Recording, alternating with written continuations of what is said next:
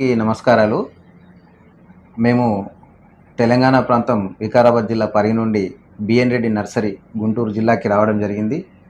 మాకు మా రైతు సోదరులు ఆ ప్రాంతంలో అవకాడో మరియు మెకడమియా, కొబ్బరి, వివిధ రకాల కొత్త వంగడాల ఉత్పత్తి, దాని యొక్క తర్వాత పంట ఎట్లా వస్తుందని తెలుసుకోవడానికి బిఎన్ రెడ్డి నర్సరీ దగ్గరికి రావడం జరిగింది. వారి సలహాలు, సూచనలు ప్రత్యేకంగా ఆ పంట సాగులో ఏమేమి మొదట మొక్క నాటే సమయం నుండి దిగుబడి వచ్చే వరకు వివిధ దశల్లో పంట యొక్క దాంట్లో పాటించవలసినటువంటి నియమాల గురించి చక్కగా వివరించడం జరిగింది. చాలా మంచి సందేశాన్ని చెప్పడం జరిగింది. రైతు సోదరులందరికీ కూడా ఉపయోగపడుతుంది. ఈ ప్రాంతం నర్సరీ కూడా గమనించడం జరిగింది. చాలా నాణ్యమైన మొక్కలు ఉత్పత్తి చేసి రైతులందరికీ తను ఒక రైతుగా ఉండి రైతుకు మేలు చేయాలన్న సంకల్పంతో ముందుకు వచ్చినందుకు మేము ఒక రైతుగా మా సీనియర్ రైతులందరూ కూడా కలిసి రావడం జరిగింది. నలుగురు రైతు సోదరులతోని వాళ్ళు కూడా ఈ తన సమాచారాన్ని సేకరించి ఇచ్చినందుకు సంతోషంగా ఉన్నాం. వస్తే సార్ వచ్చినందుకు థ్యాంక్ యూ అందరికీ. Thank you sir. అయితే మన రామిరెడ్డి గారు ఏంటంటే నేను చూశానండి, చాలా మంది రైతులు మనకి ఫోన్ చేస్తుంటారు, వస్తుంటారు. కామన్గా అడిగే క్వశ్చన్లు 3 ఉంటాయి అన్నమాట. మొక్క కాస్ట్ ఎంత, ఎన్ని పడతాయి, ఎంత ఇన్కమ్ వచ్చింది అనేది కామన్గా అడుగుతుంటారు. దాని గురించి ఎక్కువ నడుస్తూ ఉంటుంది.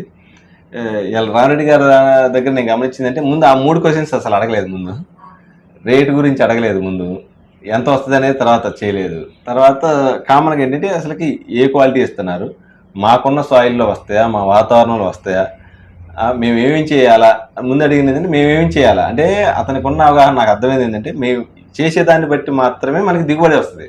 అంతేగాని నేనేదో చెప్పాను ఒక ఎకరాకి 200 మొక్కలు వేసుకోవాలి, అది 3వ సంవత్సరం ఇన్కమ్ వస్తుంది అంటే అది ఊరక రాదండి, చేసేదాన్ని బట్టి వచ్చింది. అది రామిరెడ్డి గారి దగ్గర నాకు నిజంగా బాగా గమనించాను.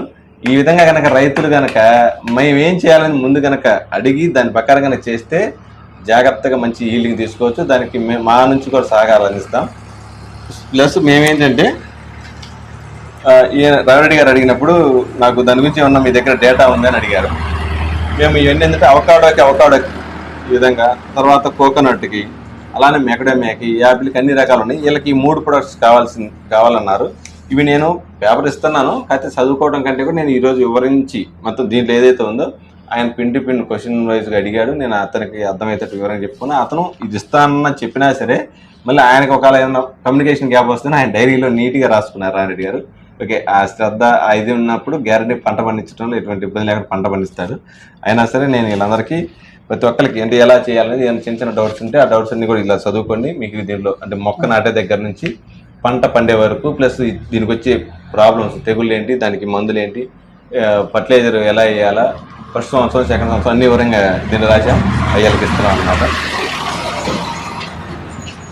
ప్రతి ఒక్క రైతుకి ఏంటంటే ఈ విధంగా కనుక ఇస్తే ఏమైందంటే మేజర్గా కొంత వాళ్ళు ఫ్రీ అవుతారు. అంటే కొత్త పంట కదా, దాంట్లో ప్రాబ్లమ్స్ ఏమొస్తాయో, మేము పండించగలుగుతాం లేదా, దానికి ఏం తెలియదు, ముందు నుంచే టెన్షన్ ఉంటుంది.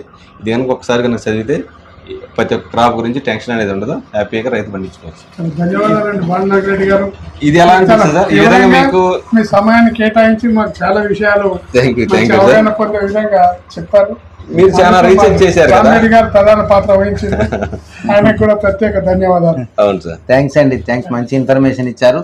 మీరు ఇలాగే మంచి రైతులకు సందేశాన్ని ఇవ్వాలి. తర్వాత రైతులు చాలా ఇబ్బందుల్లో ఉన్న వాటిని నెట్టుకుంటూ వస్తున్నారు. వ్యవసాయమే ప్రధాన వృత్తి అని చెప్పేసి ఈ రోజుల్లో తన వృత్తిని వదులుకోలేక కొత్త పంటల సాగు విషయంలో ఆధునికత పాటించి వాళ్ళు దిగుబడులు పొంది ఉన్నత స్థాయికి చేరాలన్న సంకల్పం మీ ద్వారా రైతులకు నెరవేరబోతుందన్న సంతోషాన్ని వ్యక్తం చేస్తూ వారు ఇంతింతై ఒటినింతై ఇంకా ఎదగాలని చెప్పేసి కోరుకుంటున్నాం మనస్ఫూర్తిగా. చాలా థ్యాంక్స్ అండి. Thank you so much.